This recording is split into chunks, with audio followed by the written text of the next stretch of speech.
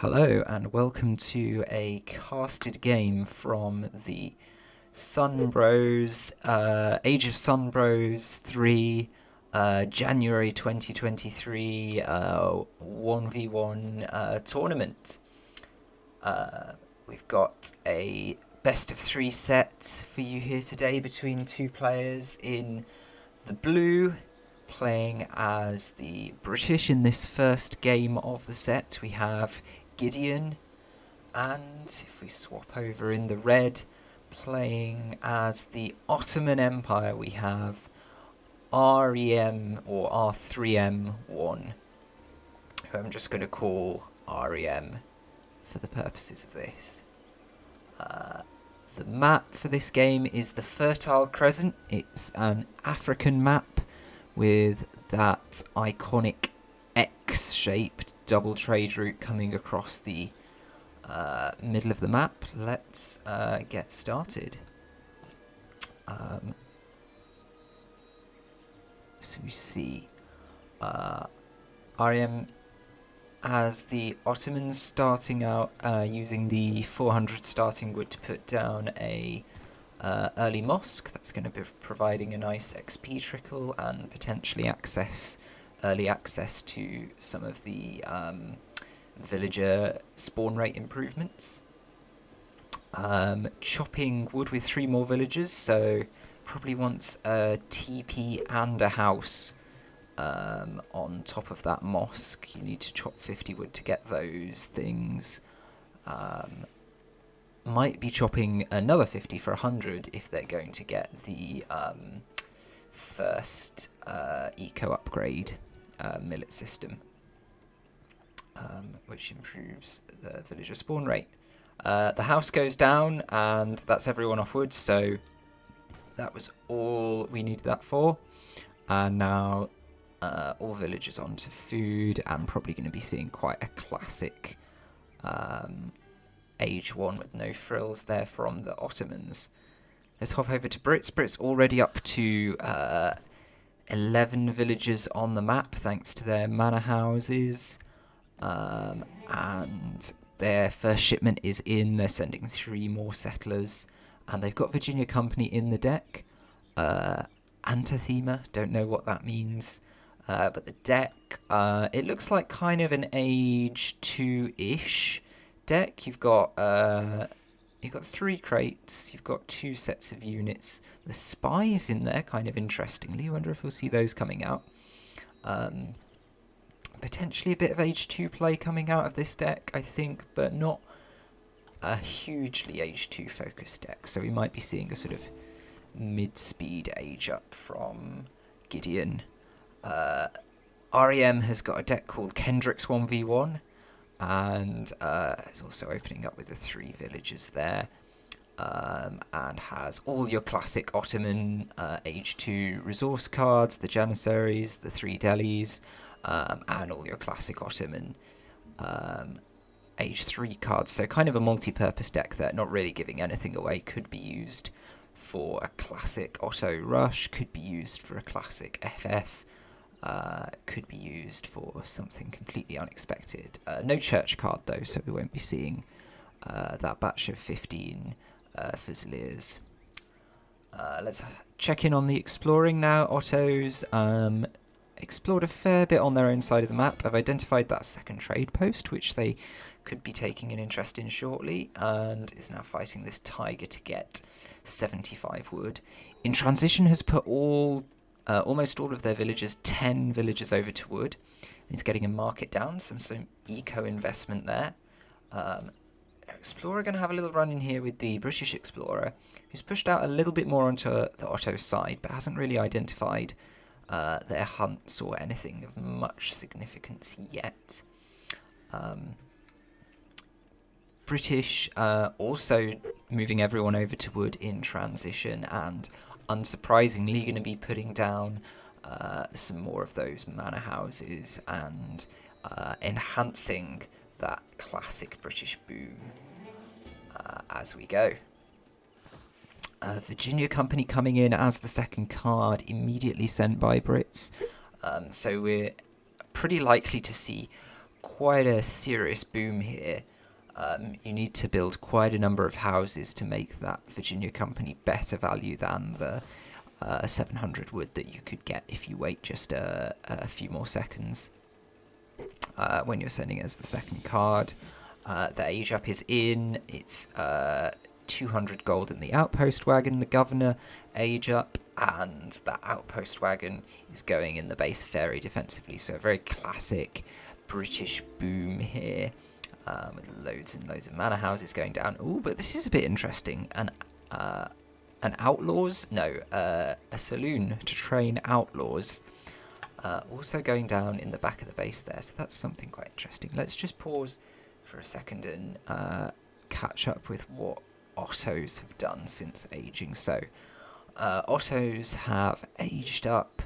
I'm going to guess with the quartermaster, since we're not seeing an extra mosque or a surplus of food. Have put down a stable and have got themselves the second trading post. Now, unfortunately, on this map, they're not going to be able to stagecoach to double up these trade posts because I'm pretty sure it will affect the opposite corner. So they could invest in the stagecoach, but they'd only really be upgrading one of their two trade posts. Anyway, has built a stable and has got 3 delis just queued. Those 3 delis, taking up 6 population, has housed Otto.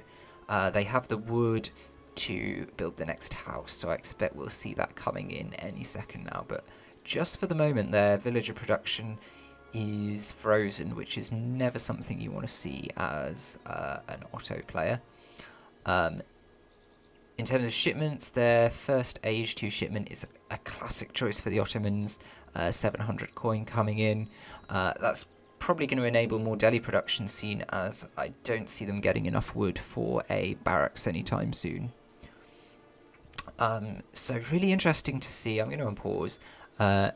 Really interesting to see Otto opening with quite a serious investment in cavalry. Perhaps that's the strength of these delis, the newly revamped hussar replacements for the Ottos.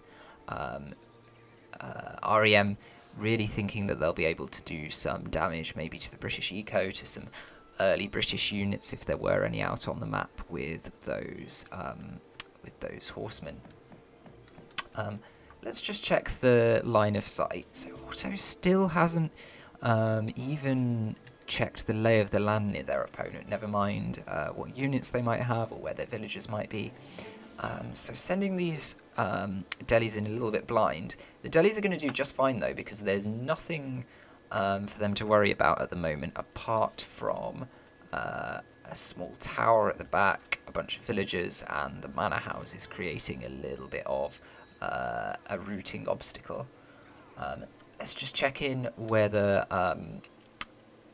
Britain has anything coming in as a response to this. So it's training 2 marathon thuggies from the saloon. Obviously those are going to cost loads of population, but that doesn't phase our British player whatsoever because they've got all those manor houses up and happy. Those thuggies obviously going to cost a lot of gold, and we see a significant chunk of the British eco is going on mining gold. We've also got 6 longbows coming in. The 6 longbows are not going to be very useful in terms of dispatching these delis, and indeed the delis might well decide to stick around and finish them off if Gideon is going to pop them out in front of the town centre. However, the Minutemen coming out, backed up by the longbow, that's enough to scare these delis away, and they're very right to retreat. 1 goes down, 3 get away, mostly unscathed. Bit of posturing now. Gideon sending these longbows and Minutemen out to the side of the base to really properly shoo the delis away. The delis have a little think about it. They're only longbows, but realise that just probably because of the Minutemen or because of the numbers, it's not going to be a good fight for them. Let's just once again check that Otto's still not got a lot of not got a lot of line of sight here. Doesn't know where the hunts are. Doesn't know where the villagers are. Ooh, and let's just check out these dacoy. I'm sure they were called thuggies when they were training. Because I'm not quite sure what type of unit this is, but have a look at that. That is a lovely musketeer, and only 90 coin for what's quite a high attack. Not very high health, but a very high attack musketeer. That's a really nice deal that Gideon has been able to get from the tavern there. Those dacoy are going to be a real problem for these Ottoman delis, but really going to be a problem for pretty much anything the Ottomans could put out, because I think they'll match Janissaries pretty effectively, especially if they only cost 90 coin as advertised. Ottoman player has got the resources to age up, so this is a semi-FF we're seeing now. Those delis were not the extent of what R3m has up their sleeve. Those were just the beginning. And it looks like we're going up fast. So yeah, that's the exiled prince. Not super sure we need the exiled prince. They're not really under that much pressure, but I'm sure there's a plan behind all of it. Meanwhile, if we have a look at the Brits, obviously their economy kicking off very nicely. They've got 27 villages and every single one of them is on coin.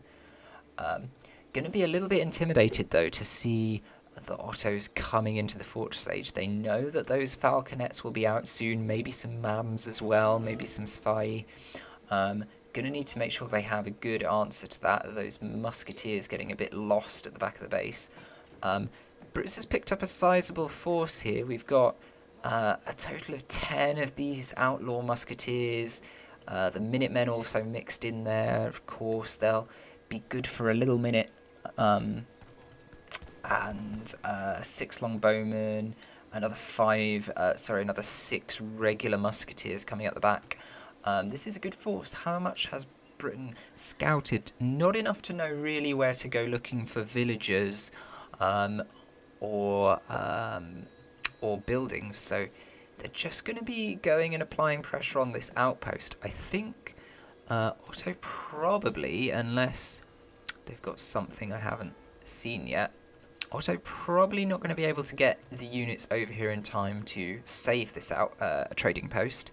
So I think that's going down. But I do notice at some point during all that business, Ottoman was able to get the second trading post up on this diagonal line here. So Ottoman could potentially take that upgrade to Stagecoach there and get the full benefit from that. That would be a very nice little boost to their eco, helping them keep up with the British boom. Meanwhile, we've got fighting on 2 fronts about to start here, because there's 4 more Ottoman delis going into the base. The villagers are not protected by any military, although the tavern is there, the saloon is there to provide some units in time. Meanwhile, the outpost is halfway down and is definitely not going to survive. These delis, let's see how well they're microed. Let's see how many villagers they manage to pick up before everyone gets garrisoned. None so far on that first wave. Second wave here as they head into the trees. About 3 or 4 being threatened. 1 goes down. I think you're going to get 2 down.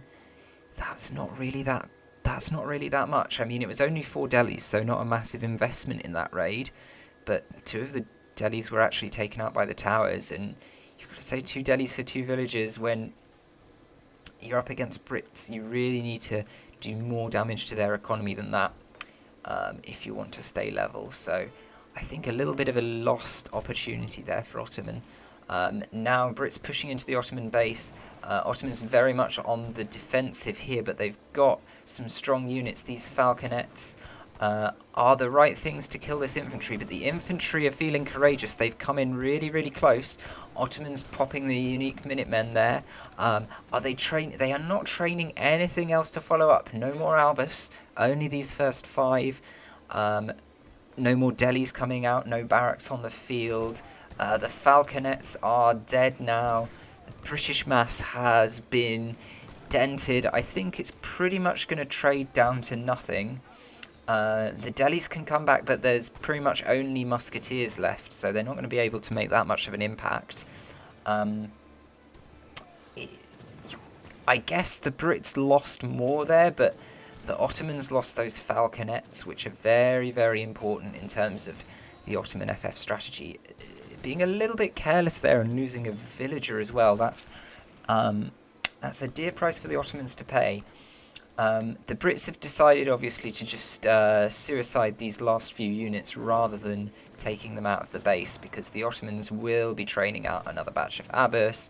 Janissaries come out of the town centre, and so the last of these units are cleared up, but they do cause a little bit of extra unnecessary disruption there, managing to snipe a villager when the town centre was popped. Now the Ottomans, they have units on the field when the Brits don't, but that probably won't be the case by the time they arrive anywhere important. So kind of a key decision point here for the Ottomans, could be important in terms of the outcome of this game, which has been pretty much measure for measure so far. Back in the base, what are the Brits responding? Brits are responding by building houses. Absolutely classic Brit behaviour there. They have just about exhausted their first gold mine with all those outlaws, and so had to move out of the base to the second one here. They've got a house for visibility, but those villagers would be a bit vulnerable if an Ottoman cavalry raid chose to seek them out. Ottomans, though, feeling very ambitious here because they've decided to send their fairly limited force into the enemy base, and well, it's basically not gone well. Those Janissaries pretty much equal matches for these thuggies. Oh, these thuggies are not the same thing we were looking at earlier, are they? These are skirmishers. These are really, really powerful skirmishers, and not that expensive either. 150 gold. What do you know? Outlaws are good. Yeah, these are skirmishers with a really, really high attack. 45 doubled up to 90. Think about how many shots that's going to take to kill one of these Ottoman Janissaries. Not the Ottomans are training any Janissaries. They still don't have a barracks. But we are seeing a nice force here of Abbas guns. The Abbas guns, similar multipliers, but only 1.75 against heavy infantry. They would probably beat these thuggies in a skirmisher war. Goodness me, I've just noticed how much health these thuggies have as well. They are nasty, nasty units to pick a fight with. Ottoman perhaps starting to feel a bit of pressure now. The initial power spike from that age up resulted in a pretty inconsequential push into the British base. And now you start to think about the game. You start to think about the game going the distance, maybe going up to age 4. You start to think about who's got the better eco. 30 villagers for Otto's place, 42 for Brits, and you've got to think that those extra villagers are going to start to be paying off more and more as we drag out into 13, 14 minutes here of this game.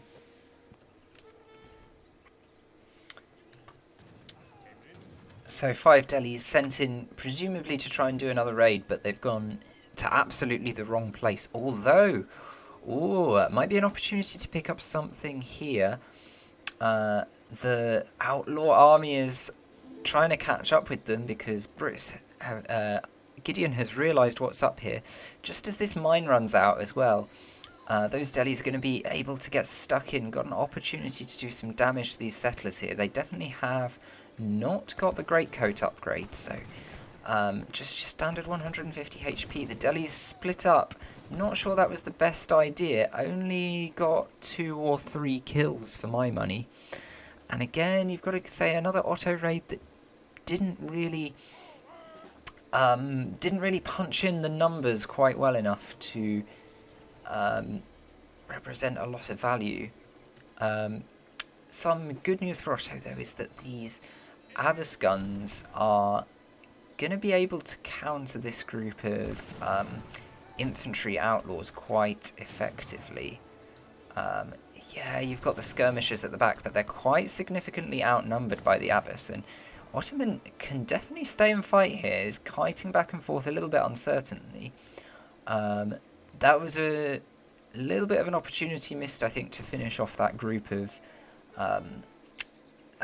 British units, as I switch back over to Britain and notice an enormous amount of gold and food being stacked up. Of course, Britain still hasn't aged up to Fortress. Not that I guess you really need to when you're training outlaws. But yeah, the button's going to be flashing for Brits now as their food passes the 1200 mark. The age up is in. They're going up with the Adventurer. I have no idea what that is. Probably longbows. Also getting in their 600 wood, and I've got some chests of gold shipped in, just being finished up. So the Brits putting down their resource shipments here, trying to build up perhaps another power spike to take a proper pop at the Ottomans. I've just noticed the Ottomans have pulled away a massive score lead here.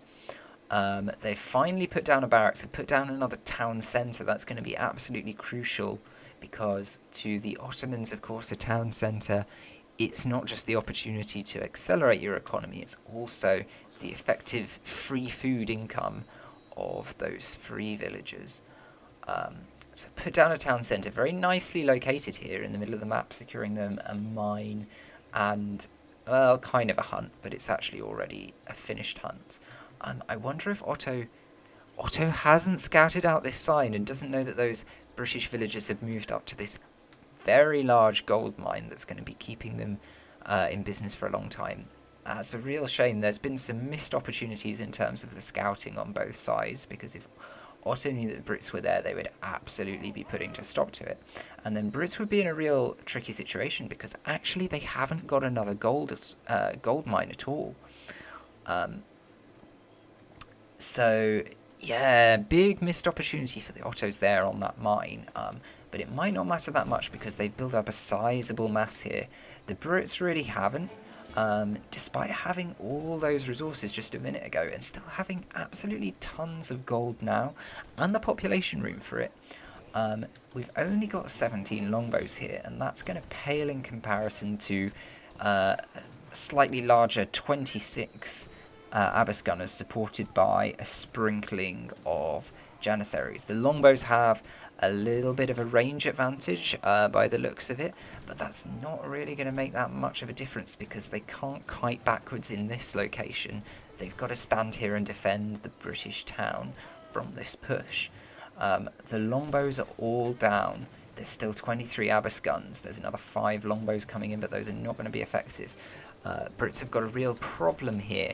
They've got a lot of villagers sat at the back of their base, actually not even working. They've got a lot of houses here to get in the way of the Ottoman units. Here's something that might make a difference. 2 falconets coming out. Now, let me remind you, Abyss guns have a half damage penalty against artillery units. They're not going to be particularly good at taking out these falconets, but actually with 26 you sort of got to wonder, maybe they might just be about to go for it. Would they lose maybe 6, maybe 8? It might be worth taking the gamble on that. Let's see what happens. Yes, the Abyss going forward, focusing the first Falc. It's down. Still 23 Abyss alive. They didn't even get a full kill. Killing some villagers here that have sort of walked in to distract. I didn't even notice, but the second Falconet's dead as well. Still 22 Abyss, so those Falcs are not really doing the business. At the back of this push, there's another 14 Janissaries taking down that town centre pretty surprisingly quickly, actually. I guess they are vets, but there's still the Janissary is doing more than you'd expect. Now here's something we love to see from Ottoman, the 5 Svahi coming in. Absolutely fantastic timing just to meet these Stradiots who are going to be cleared up like they were never there at all. And that prompts the GG from Gideon. A really good fight there, and definitely Gideon really strong at the beginning, had a good push that made it to the Ottoman base. Some really nice play from both sides. I think a tiny bit of a missed opportunity on the scouting from both sides in terms of finding villages, denying mines, denying hunts, especially when the game goes on kind of past that 14-15 minute mark. In the end, though, I think Gideon had the superior economy, had the advantage, was doing fairly well with these outlaw units. R3m had sort of found the counter to that with the Abbas, and Gideon didn't have an X move, and that's really, I think, where this game came down to. Yes, you had those 2 Falconets popping out at the end, but they were just too late and not really the right thing to do the job. So that's game 1 of this best of 3 set goes to the Ottomans, goes to R3m. I look forward to seeing you in just a moment for game 2. GG's and take care.